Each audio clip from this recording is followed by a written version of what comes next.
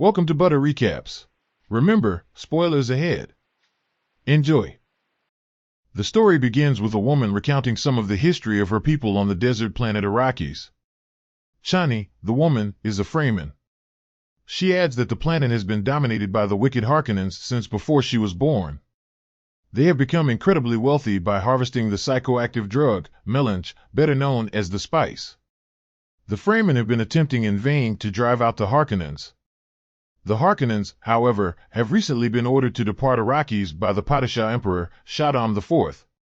Chani wonders who their future rulers will be. On the planet of Caladan, Paul Atreides has breakfast with his mother, Lady Jessica, Duke Leto's concubine. Jessica, a member of the Bene Gesserit, a quasi-religious order, has been attempting to teach to her son the unique abilities of her group. Paul is put to the test by trying to force her to give him a drink of water. Paul only achieves partial success. Paul gains knowledge of the inhabitants of the planet Arrakis. The psychotropic spice that lengthens life and perception can only be found there. Spice is required for interstellar travel because it allows navigators to expand their consciousness to organize light-speed jumps, folding space-time to travel instantly from one planet to another. Leto Atreides, accompanied by soldier Gurney Halleck and Mentat Thufir Awat, receives an imperial envoy who formalizes House Atreides' acquisition of Arrakis. The Emperor is concerned about Leto's rising popularity and political influence in the Landsraad, a gathering of aristocratic households. Leto is aware that the imperial offer to supervise Arrakis is a kind of trap, yet he cannot turn it down. Paul begs his friend, the elite soldier Duncan Idaho, to accompany him to Arrakis weeks in advance to scout things out. Duncan turns Paul down. Paul admits to experiencing dreams about Arrakis and the Fremen, one of which features Duncan dying in battle. Duncan dismisses this as simply a dream, assuring Paul that everything important happens when we're awake. When Paul tells his father that he wants to go to Arrakis early, Leto declines, claiming that he needs Paul by his side. He explains the political situation. To the Emperor's benefit, he has instigated a war between houses Atreides and Harkonnen that will damage both of them. Instead, Leto wants to form a partnership with the Fremen in order to use their desert power for his own purposes and fool the Emperor. Paul shows uncertainty about his capacity to take over his father's position as a leader. Leto admits to having had doubts of his own when he was younger and insists that Paul will achieve leadership status the same way he did. Paul engages in a sparring session with Gurney, who insists that the young ducal heir needs to be more brutal in battle and more aware of the threat posed by the Harkonnens. Paul starts having dreams about Chani. Reverend Mother, Gaius Helen Mohiam, Jessica's Bene Gesserit superior, travels to Caladan after learning about Paul's dreams in order to put him to the test. Dr. Yue examines him before the meeting and informs Paul that the Bene Gesserit have their own objectives. Paul is put through the Gam Jabbar test by Mohiam, who uses a poison needle and a pain-inflicting box to assess his character. Mohiam questions Paul after the test about his dreams and whether they sometimes come true. Afterwards, Mohiam chastises Jessica for giving birth to a son for Duke Leto rather than the daughter she was supposed to. She accuses Jessica of believing her son to be the Kwisatz Haderach, the realization of a Bene Gesserit messianic prophecy. Paul questions his mother about what Mohiam meant after she departs. According to Jessica, the Bene Gesserit have been engaged in a selective breeding effort for hundreds of years to create an unmatched mind that can see both the past and the future. The Atreides arrive on Arrakis. Locals start shouting a phrase as soon as they leave their ship. When Paul inquires about it, his mother explains that it is a local prophecy of the Lisan al-Bahib, the voice from the outer world, a prophesied messiah on Arrakis. Jessica believes Paul is this figure, but Paul dismisses it as mere superstition spread by the Bene Gesserit. Leto explores his new territory and finds that the Harkonnens have significantly damaged the necessary infrastructure. They decide to take the matter to the imperial arbiter of the transition, Liet Kynes, an ecologist who has lived on Arrakis for years. Duncan Idaho arrives home after spending several weeks among the Fremen. The Duke is informed by him that the Fremen are unmatched combatants who reside in sieches, or communities, in tunnels beneath the desert. Duncan verifies Thufir Awat's claim that there are more Fremen than previously thought. Leto is scheduled to meet with Stilgar, the leader of one of these sieches. Stilgar demands that the Outworlders only leave the city to mine spice, and leave everything else alone. Leto declines, but he stresses that as long as the Atreides are in power, the Sietches will be protected, and Fremen will not be hunted. Stilgar is invited to remain, but he declines. To look into the spice mining operations, Leto's party meets with Lee at Kynes. When she looks at their steel suits, she discovers that Paul had instinctively fitted his in a Fremen-like manner. She mutters, "He shall know your ways," as though born to them, in the local language. The group takes a flight to a spice mine to examine it. The mining vehicle, a sand crawler, has drawn a worm's attention. It was enticed by the crawler's rhythmic vibrations as it collects the spice. Duke Leto lands his small squad of ornithopters nearby to rescue the miners when a flying carryall fails to retrieve the mining vehicle. When Paul comes out to help the miners, he is hit with a huge amount of spice and has a series of visions, one of which is of himself with Chani.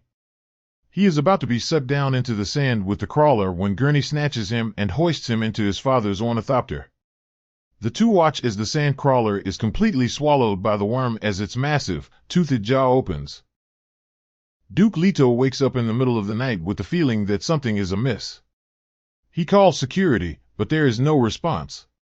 Leto discovers a servant on the floor, and is then hit in the back by a paralytic dart that penetrates his body's shield and leaves him paralyzed. Yue exposes himself as a traitor.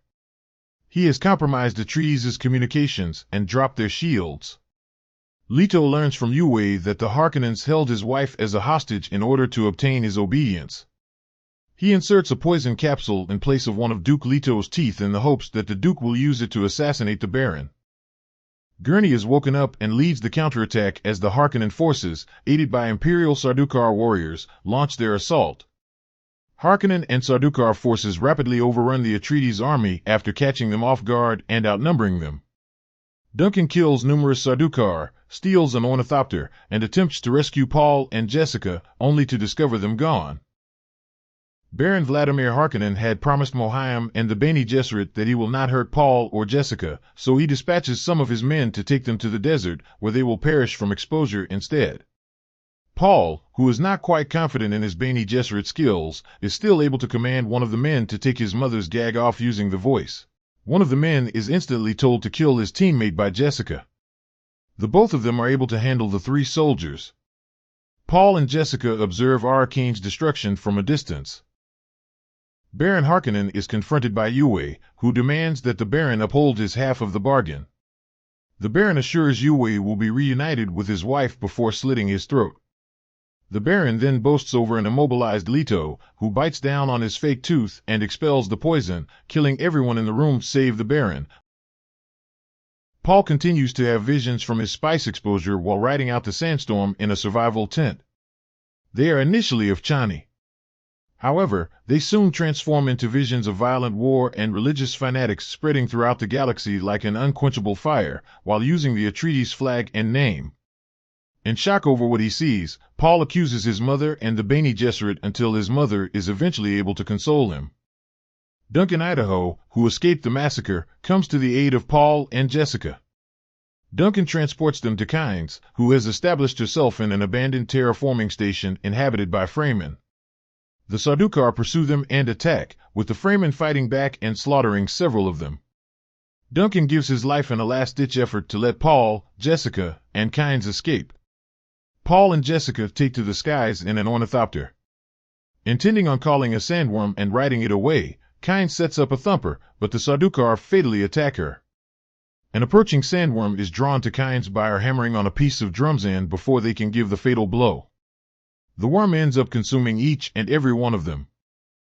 Paul has a vision of a Fremen man giving him guidance while piloting the ornithopter during a violent sandstorm, and that he must move with the flow of the desert.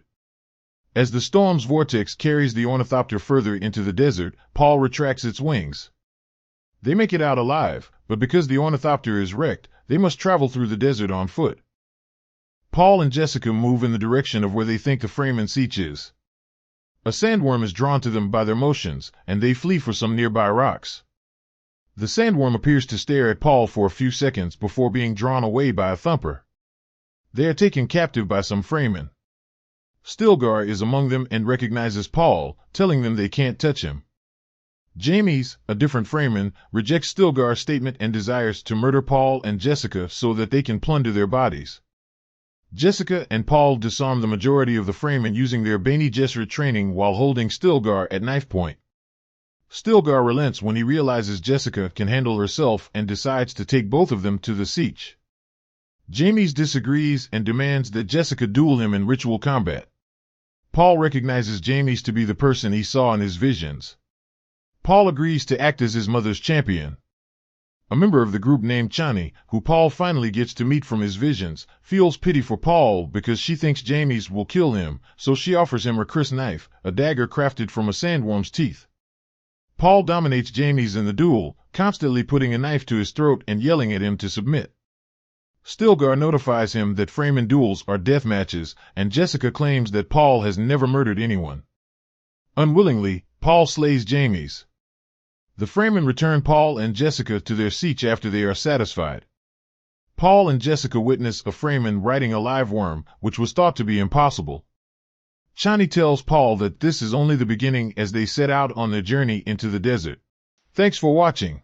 Remember to like, comment, and subscribe for more.